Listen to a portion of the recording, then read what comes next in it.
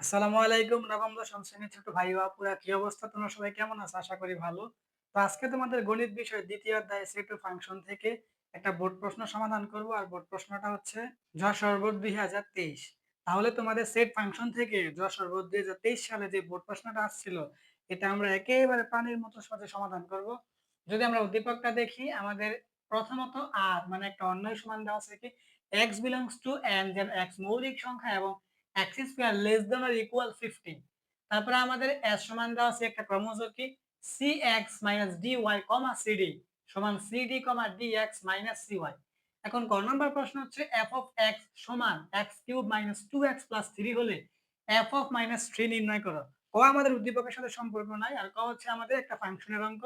দেখো এটা একেবারে দুই লাইনের একটা অঙ্কই। তাহলে এটা আমরা যদি সমাধান করি, এখানে বলবো যে এখানে প্রথমত আমাদের f of x সমান দেওয়া আছে কি আমাদের x cube minus 2x plus 3। এখন তারা বলতেছে যে আমাদের f of মাইনাস 3 নির্ণয় করতে। তাহলে এখন আমরা এখানে বলবো যে f of মাইনাস 3। তাহলে আমরা এটা বুঝতেছি যেখানে যেখানে আমাদের x আছে ওইখানে আমরা মাইনাস 3 বসাই দেবো, আমাদের কাজ হয়ে যাবে।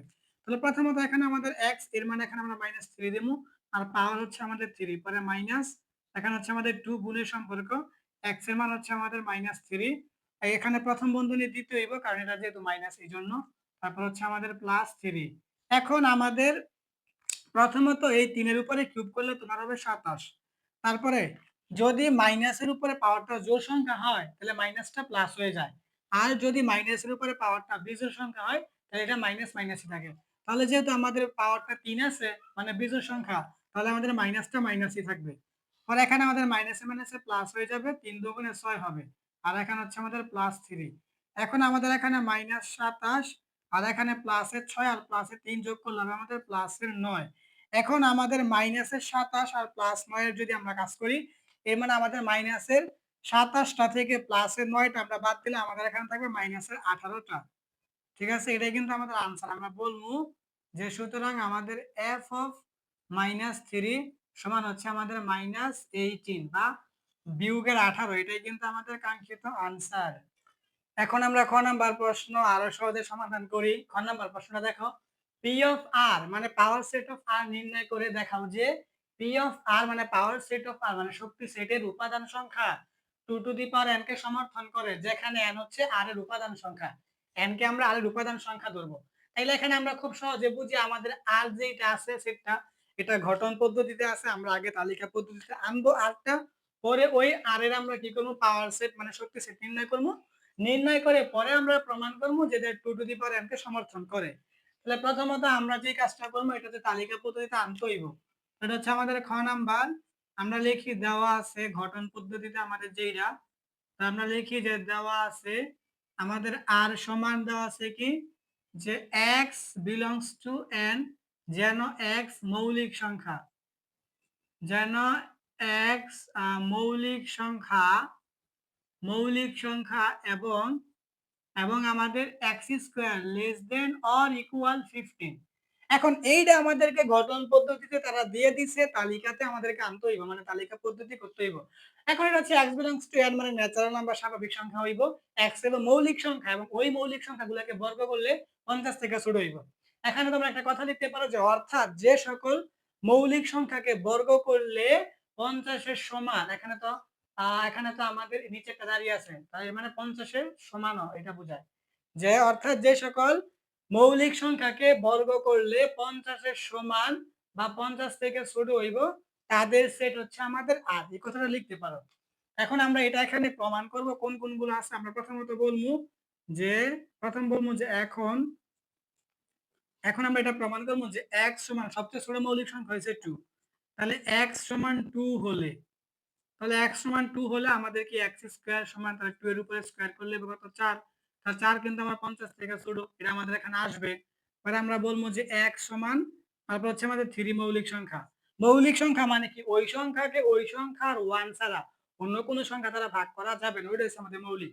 অন্য সংখ্যা দ্বারা ভাগ করতে পারলে কিন্তু এটা যৌগিক হয়ে যাবে। ঠিক আছে, তাহলে আমাদের 3 হচ্ছে মৌলিক। তাহলে আমরা বলবো যে x সমান 3 হলে, তাহলে x স্কয়ার সমান হচ্ছে আমাদের 3 এর উপরে স্কয়ার, তাহলে কত হইব 9। তাহলে 9ও কিন্তু আমাদের 50 থেকে ছোট। তারপরে আমরা কিন্তু x সমান 4 বলবো না 5 বলবো। কারণ x কে কিন্তু মানে 4 কেন বলি নাই? কারণ 4 যৌগিক। কারণ 4 কে কিন্তু 2 দিয়ে ভাগ যায়। আমরা বলছি যে ওই সংখ্যাকে ওই সংখ্যার 1 ছাড়া অন্য কোনো সংখ্যা দ্বারা ভাগ করতে পারলে ওটা কিন্তু যৌগিক। তাহলে 4 কে কিন্তু 4 আর 1 দিয়ে ভাগ যায়, কিন্তু 2 দিয়েও ভাগ যায়, অন্য সংখ্যা দিয়ে ভাগ যায়। অন্য সংখ্যা দিয়ে ভাগ করতে পারলে এটা কিন্তু যৌগিক। কিন্তু তুমি যদি 2 এর কথা বলো, 3, 5 এগুলোরে কিন্তু এগুলো 1 ছাড়া অন্য কোনো সংখ্যা দ্বারা ভাগ করা যায় না। এজন্য এটা মৌলিক। ঠিক আছে? তাহলে আমরা বলবো যে x সমান 5 হলে তাহলে আমাদের x স্কয়ার সমান হচ্ছে আমাদের 5 এর উপরে স্কয়ার, তাহলে হচ্ছে আমাদের 5 5 25, 25 ও কিন্তু আমাদের 50 থেকে ছোট, এটাও আমাদের গ্রহণযোগ্য। তারপরে x সমান 6, 6 কিন্তু আমাদের যৌগিক, কারণ 6 কে 2 দিয়ে ভাগ যায়, 3 দিয়ে ভাগ যায়। তাহলে আমরা 7 বলবো। তাহলে হচ্ছে আমাদের 7। তাহলে x সমান 7 হলে তাহলে আমরা বলবো x স্কয়ার সমান হচ্ছে আমাদের 7 এর উপরে স্কয়ার, তাহলে হবে আমাদের 7 7 49, 49 ও কিন্তু আমাদের 50 থেকে ছোট। তারপরে আমরা বলবো x সমান কি 8, 8 যৌগিক, কারণ 8 কে 2 দিয়া যায়, 8 দিয়া যায়। 8 এর পরে 9, 9 ও যৌগিক, কারণ 9 কে 3 দিয়া যায়। 10 ও যৌগিক, কারণ 2 দিয়া যায়, 5 দিয়া যায়। 11, 11 মৌলিক। তাহলে আমরা বলবো যে x সমান 11 হলে তাহলে আমরা বলবো x সমান 11 হলে তাহলে x স্কয়ার সমান হচ্ছে আমাদের কি 11 এর উপর স্কয়ার। এখন 11 এর উপর স্কয়ার করলে হবে আমাদের এটা 121। এখন 121 কিন্তু আমাদের 50 থেকে ছোট না বা সমানও না। তাহলে আমাদের কিন্তু এখানে থামতে হইব, কারণ এখন আমরা x সমান 11 নিছি, এখানে মৌলিক সংখ্যা হইতে হবে 1, দ্বিতীয়ত 50 এর সমান বা ছোট হইতে হইব। এখন আমরা যে 11 নিলাম এটা আমরা বর্গ করে দেখলাম 121 হয়। এখন 121 কিন্তু 50 এর সমানও না, আবার 50 থেকে ছোটও না, 50 থেকে বড় হয়ে গেছে। তাহলে এখন যদি আমরা আরো বড় যাই, আমরা যদি 13 এর কথা ভাবি এটা আরো বড় হইব। তারপরে আমরা যদি 17 কথা ভাবি আরো বড় হইব। ঠিক আছে? তাহলে আমরা বড় হয়ে যাব। এখন আর গ্রহণযোগ্য হবে না। তাহলে আমাদের কিন্তু 7 পর্যন্ত গ্রহণযোগ্য হইব। তাহলে এখন আমরা বলবো যে সুতরাং আমাদের R সেটটা সুতরাং আমাদের R সমান কি হবে? এর প্রথমত 2 হবে, তারপর 3 হবে, তারপরে 5 হবে, তারপরে 7 হবে। এটা হচ্ছে আমাদের R। তাহলে আমরা বলছিলাম R নির্ণয় করব, করলাম। এখন আমাদের কি করতে হবে? ওটা পাওয়ার সেট করতে হইব। তাহলে এখন আমরা বলবো যে সুতরাং আমাদের P অফ R মানে পাওয়ার সেট অফ R। তাহলে একদম শুরুতে একটা দ্বিতীয় বন্ধনী, তারপরে এই যেই সেটটা সেটা লেখো যে আমাদের 2, তারপরে 3, তারপরে 5, তারপরে 7। দেখো একদম শুরুতে দ্বিতীয় বন্ধনী দিলা, তারপর যেই সেটটা সেই সেটটা হুবহু লিখলা। এখন আমরা আস্তে আস্তে বাম দিক থেকে ডান দিকে যাবো, ডান দিক থেকে বামে আসবো না, ডান থেকে বামে আসবো না, বাম থেকে ডানে যাবো। তাহলে আমরা প্রথমত 3টা করে লিখবো। প্রথমত আমরা 2, 3, 5 এটা লিখবো।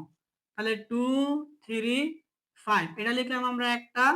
তারপরে আমরা এই 2, 3, 7 লিখবো একটা। তাহলে আমরা লিখি 2, 3, তারপর হচ্ছে আমাদের 7। তারপরে আমরা আরেকটা লিখতে পারি 2 দিয়ে, 2, 5, 7। তাহলে আমরা লিখি 2, 5, 7। এখন 2 দিয়ে আমাদের আর 3টা হয় না, কারণ 2 দিয়ে আমাদের 2, 3, 5 আমরা লিখলাম, 2, 5, 7 এটাও লিখলাম, তারপর 2, 3, 7 এটাও লিখলাম। তাহলে 2 দিয়ে আমাদের আর 3টা হইব না, এখন আমাদের 3 দিয়ে দেখতে হইব। তাহলে আমরা 3 দিয়ে যদি করি 3, তারপরে 5, 7। এখন আমাদের 3 দিয়ে কিন্তু আর 3টা হইব না, এখন আমরা 2টা করে লিখবো। তাহলে প্রথমত আমরা 2 এর সাথে 3 লিখলাম, তারপরে আমরা 2 এর সাথে 5 কে লিখি, তারপরে আমরা 2 এর সাথে 7 কে লিখলাম। তাহলে 2 এর সাথে আমাদের আর 2টা হয় না, এখন আমরা 3 দিয়ে লিখবো 2টা। তাহলে আমরা লিখলাম 3, 5। তারপর আমরা লিখি 3, 7। এখন আমাদের 3 দিয়ে আর 2টা হয় না, এখন আমরা 5 দিয়ে লিখবো। তাহলে আমাদের 5, 7। এখন আমাদের হইলো, এখন একটা করে লিখতে হইব। তাহলে আমরা লিখি 2, তারপরে হচ্ছে আমাদের 3, তারপরে হচ্ছে আমাদের 5, তারপরে হচ্ছে আমাদের 7। আর একদম শেষ হচ্ছে একটা ফাঁকা সেট, আর একদম শেষে একটা দ্বিতীয় বন্ধনী। ঠিক আছে? একদম শুরুতে একদম শেষে একটা একটা করে দ্বিতীয় বন্ধনী দিতে হইব। একদম শুরুতে একটা, একদম শেষে একটা। তাহলে আমাদের উপাদান কয়টা আছে? 1, 2, 3, 4, 5, 6, 7, 8, 9, 10, 11, 12, 13, 14, 15, 16। এর মানে আমাদের অঙ্ক ঠিক আছে। দেখো এটা কিভাবে ঠিক আছে? আমি বলতেছি দেখো। এখন আমাদের বলতে হইব যে এখানে আর সেটের এখানে আর সেটের আর সেটের উপাদান সংখ্যা আর সেটের উপাদান সংখ্যা আর সেটের উপাদান সংখ্যাকে তারা বলছে n ধরতে। তাহলে আমরা কমা n দিলাম। তাহলে আমাদের আর সেটের উপাদান সংখ্যা আমরা কয়টা পাইছি? 1, 2, 3, 4টা। তাহলে এখানে আমরা বলবো যে 4 মানে 4টা। এখন আমাদের p of r p of r এর মানে পাওয়ার সেট অফ r এর উপাদান সংখ্যা আমরা কয়টা পাইছি? পাওয়ার সেট অফ r এর উপাদান সংখ্যা আমরা পাইছি কয়টা? 16টা পাইছি। এই যে 16। এখন তুমি 16 কে 2 এর পাওয়ার 4 দিয়ে লিখতে পারো। কেন? কারণ তুমি যদি এখন 2 এর পাওয়ার 4 দাও, এর মানে 2 এর সাথে 2 গুণ হইব তোমার 4 বার। আর 4 বার যদি গুণ করো, 2 দুগুণে 4, 4 দুগুণে 8, 8 দুগুণে 16। অর্থাৎ তোমার 16 যেই কথা 2 এর পাওয়ার 4 একই কথা। ঠিক আছে? এরকম। তাহলে এখন তুমি কি করবা? এখানে 2 লিখবা। আর এখানে তুমি n সমান 4 লিখছিলে, এখন 4 এর পরিবর্তে n করে দিবা। ঠিক আছে? তাহলে কিন্তু তোমার 2 এর পাওয়ার n কে সমর্থন করছে। এখন তুমি এখানে বলবা যে সুতরাং P অফ R মানে পাওয়ার সেট অফ R এর উপাদান সংখ্যা আর 2 টু দি পাওয়ার n কে সমর্থন করে। 2 টু দি পাওয়ার n কে সমর্থন করে। তারা বলছে দেখাইতে, তুমি এখানে লিখবা দেখানো হলো। তাহলে তোমাদের উত্তরটা হয়ে যাবে যে দেখানো হলো। তাহলে এটাই কিন্তু তোমাদের খ নাম্বারের কাঙ্ক্ষিত আনসার। এখন আমরা গ নাম্বার প্রশ্নটা করব, আর বলি গ নাম্বারটা আমাদের সহজ কিন্তু একটু বড় হবে। তাহলে গ নাম্বারটা দেখো, আমাদের ক্রমজোরের নিয়ম অনুসারে s থেকে x, y এর মান নির্ণয় করি। তাহলে আমাদের s এর যে মানটা আছে এটা আমাদের লাগবে গ নাম্বারটা। তোমরা শুধু একটু মনোযোগ দিয়ে দেখতে থাকো, এটা একেবারে সহজ, একেবারে সহজ, কিন্তু একটু বড় হবে। তাহলে আমাদের দেওয়া আছে প্রথমত s সমান কি, দেওয়া আছে আমাদের s সমান cx dy, cd, তারপর হচ্ছে আমাদের cd, dx cy। এখন আমাদের এখানে লিখতে হবে এটা ক্রমজোরের শর্ত মতে, এটা আমাদের ক্রমজোরের অঙ্ক। তাহলে আমাদের লিখতে হবে যে ক্রমজোরের শর্ত মতে, ক্রমজোরের শর্ত মতে। এখন ক্রমজোরের শর্ত মতে কি, এটার মানে হচ্ছে তোমাদের দেখো সমানের, এখানে আমাদের কমার আগে কমার পরে একটা অংশ, এখানে কমার আগে কমার পরে, এখন সমানের বাম পাশে কমার আগের অংশটা, এই যে কমার আগের অংশটা এই সমানের ডান পাশে কমার আগের অংশের সাথে হবে। ঠিক আছে? এরকম। তাহলে দেখো আমাদের কি এটা cx dy সমান হচ্ছে আমাদের কি cd, এটাকে আমরা 1 নং সমীকরণ ধরবো। ঠিক এরকম ভাবে আমার সমানের পরে যে অংশটা এইটা আমাদের সমানের এই পাশে পরের অংশের সাথে হবে। ঠিক আছে? তাহলে আমাদের এটা হবে কি cd সমান dx cy। এখন আমাদের যেহেতু এটা cx dy এটা বাম পাশে আছে, আমরা এটাকে বাম পাশে নিয়ে আসি। তাহলে এখন আমরা এটা এইভাবে করি, আমরা বলে দিই আগেই, সুতরাং যে আমাদের এই dx cy সমান হচ্ছে আমাদের cd। এটা আমরা একটু ঘুরাই লিখলাম, এটা হচ্ছে আমাদের 2 নং সমীকরণ। এখন তোমাদেরকে এখানে অপনয়ন পদ্ধতি করতে হবে। অপনয়ন পদ্ধতি কি, এই 1 নং সমীকরণ থেকে 2 নং সমীকরণটাকে বিয়োগ করতে হইব, বিয়োগ করতে হইব 1। দ্বিতীয়ত আমরা এখানে যেন সিডি, এখানে সিডি মিলে আমরা একটা মান কেটে দিব, আমরা 1 নংকে সি দ্বারা গুণ করব, সি দ্বারা গুণ করলে আমাদের কি হইব, এখানে সিডি ওয়াই হইব। আর 2 নংকে আমরা ডি দ্বারা গুণ করব, তাহলে আমাদের এখানে সিডি হইব। পরে এখানে সিডি আমরা কেটে দিব, আমাদের একটা মান বের হইব। এই জন্য আমরা কি করবো, 1 নং থেকে 2 নং বিয়োগ করবো, এটা একটা কথা। আবার 1 নংকে সি দ্বারা গুণ করবো, 2 নংকে ডি দ্বারা গুণ করবো। এটা হচ্ছে আমাদের অপনয়ন পদ্ধতি। দেখো তোমরা একটু দেখো, তাহলে বুঝবা। এটা আমরা এখন বলবো যে 1 নংকে সি ধারা, 1 নংকে সি ধারা এবং 2 নংকে ডি ধারা গুণ করে সমীকরণ 1 নং থেকে, সমীকরণ 1 নং থেকে 2 নং বিয়োগ করে পাই, বিয়োগ করে পাই। এই কথাটা তোমরা লিখে নিবা। প্রথমত আমরা 1 নংকে সি দ্বারা গুণ করব আর 2 নংকে ডি দ্বারা গুণ করব, এটা একটা কাজ। পরে আমরা 1 থেকে 2 নং বিয়োগ করে দেব, শেষ। এটা আমরা বলছি যে 1 নংকে সি ধারা এবং 2 নংকে ডি দ্বারা গুণ করে সমীকরণ 1 নং থেকে 2 নং বিয়োগ করে পাই। তাহলে আমরা যা বলছি তা এখন আমরা করি। তাহলে এই কাজটা আমরা এখানে উপরে করে দেই। দেখো যদি আমরা এখানে উপরে করে দেই, তাহলে প্রথমত আমাদের 1 নংকে যদি আমরা এই পুরাটাকে যদি আমরা এখন এই সি দিয়া গুণ করি, মনে মনে ধরো এই সি দিয়া যদি আমরা গুণ করি, তাহলে প্রথমত এতটুকুকে গুণ করলে কি হবে, আমাদের এটা সি দিয়া সি এর গুণ করলে আমাদের এখানে হবে সি স্কয়ার, তারপর হচ্ছে আমাদেরকে এখানে এক্স পরে মাইনাস, এখানে আমাদের কি হইব সি এ ডি ওয়াই এর সাথে আমাদের কি হইব সি ডি ওয়াই সমান, আর এখানে আমাদের এখানে সি এর সাথে সি ডি এর সাথে গুণ হইলে সি স্কয়ার ডি হইব। তাহলে আমাদের হইব কি সি স্কয়ার ডি। এটা হচ্ছে আমাদের 1 নং। তারপরে আমাদের 2 নং, 2 নংকে আমরা কি করতেছি ডি দিয়া, তাহলে 2 নং হচ্ছে এইটা, এটারে যদি আমরা ডি দিয়ে গুণ করি পুরাটারে, তাহলে প্রথমত ডি দিয়ে এখানে গুণ করলে এতটুকু আমাদের কি হবে ডি স্কয়ার এক্স হইব। তাহলে এখানে আমাদের হবে ডি স্কয়ার এক্স, পরে হচ্ছে আমাদের এখানে মাইনাস, আর এখানে সি ওয়াই এর মধ্যে গুণ করলে এটা হবে আমাদের কি C D Y, C D Y সমান, আর এখানে আমাদের কি হইব সি ডি এর মধ্যে গুণ করলে আমাদের কি হবে সি ডি স্কয়ার, তাহলে হচ্ছে আমাদের সি ডি স্কয়ার এতটুকু। এখন আমরা যখন সমীকরণ দেখো এখন কিন্তু আমরা ১ থেকে ২ নং বিয়োগ করতেছি। প্রথমটা আমরা ১ লিখলাম, নিচে ২ লিখছি। মানে ১ থেকে আমরা ২ বিয়োগ করতেছি। যখন আমরা সমীকরণ ১ টা থেকে আরেকটা বিয়োগ করি, তখন কিন্তু আমাদের নিচের মানে ২ নাম্বার সমীকরণের মানটা বিপরীত লিখতে হয়। যেমন এখানে আমাদের প্লাস, এটা হয়ে যাবে মাইনাস, এটা মাইনাস হয়ে যাবে প্লাস, এটা প্লাস, এটা হয়ে যাবে মাইনাস, বিপরীত। এখন আমাদের প্লাসের CDY আর মাইনাসের CDY কাটা। আমরা যেন এই প্লাসের আর মাইনাসের CDY কাটতে পারি, এইজন্যই আমরা ১ নংকে C দ্বারা গুণ করছি আর ২ নংকে D দ্বারা গুণ করছি। ঠিক আছে? তাহলে এখন আমাদের এখানে থাকতেছে কি? থাকতেছে আমাদের C square x minus D square x সমান। এখানে আমাদের C square D minus C D square. তাহলে এখন আমাদের আমরা এখান থেকে প্রথমত আমাদের কি বলছিল তারা? x, y নির্ণয় করতে। তাহলে আমরা প্রথমত এখানে x এর মানটা বের করব। পরে x এর মানটা একটা সমীকরণে বসাই দিলে আমাদের y এর মানও বের হইব। তাহলে আমরা x এর মানটা যদি বের করি, আমরা প্রথমত x কমন নিব। তাহলে কমন মানে ভাগ করে। তাহলে এখানে আমাদের এই c স্কয়ার x কে x দিয়ে ভাগ করলে x এ কাটা আমাদের হবে এখানে c স্কয়ার। পরে মাইনাস এখানে x এ কাটা হবে আমাদের কি d স্কয়ার সমান। এখানে আমাদের c কমন যাইবো আর এখানে d কমন যাইবো। তাহলে প্রথমত d এ দিয়ে কাটা, c স্কয়ার কে c দিয়ে কাটলে c মাইনাস এই c এ কাটা d স্কয়ার কে d দিয়ে ভাগ করলে আমাদের d এইটা। এখন আমাদের লাগবে x, তাহলে আমরা x লিখলাম সমান আমাদের এখানে কি আছে cd into c minus d, আর আমাদের এইটা এখানে গুণ অবস্থায়, তাহলে এখানে হবে ভাগ অবস্থায় c square minus d square. এখন আমাদের নিচে কিন্তু একটা সূত্র হবে। আমরা প্রথমত উপরেরটা লিখি যে cd into c minus d, আর এখানে আমরা c কে ধরবো a স্কয়ার আছে মানে a স্কয়ার মাইনাস d কে ধরবো আমরা b b স্কয়ার মানে a square minus b square. এখন a square minus b square সূত্র কি? যে a plus b into a minus b এইটা। তাহলে এখন আমাদের ac মাইনাস d আর ac মাইনাস d কাটা। তাহলে এখন আমরা এখানে বলবো যে আমাদের x সমান, তাহলে আমাদের x সমান উপরে থাকতেছে কি cd আর নিচে থাকতেছে আমাদের কি c প্লাস d। ঠিক আছে? তাহলে আমাদের সুতরাং x এর মানটা কি হলো cd ভাগ c প্লাস d। এখন আমরা এই x এর মানটা ১ নং সমীকরণে বসাই দিব, তাহলে আমাদের y এর মানটা এসে পড়বে। তাহলে এখন আমরা x এর মানটা ১ নং সমীকরণে বসাই। তাহলে আমরা এখন আমরা বলি যে x এর মান ১ নং সমীকরণে বসিয়ে পাই। ১ নং সমীকরণে ১ নং সমীকরণে বসিয়ে পাই।